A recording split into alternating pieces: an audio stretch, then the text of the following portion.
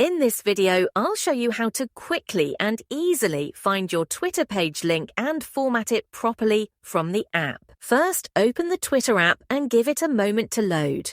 Once the app is open, tap on your profile photo in the top left corner to access the menu. From there, select Profile. On your profile page, locate your most recent tweet. Tap the small upward arrow next to it, then choose Copy Link to Tweet. Next, open your browser, whether it's Safari, Google Chrome, or another browser. Paste the link you just copied into the address bar. Now, to get your Twitter page link, you'll need to edit the URL. Delete the numbers at the end of the link and also remove the word status from the URL. What remains is your Twitter page link. Press Go or Enter in your browser and you'll see your Twitter page load.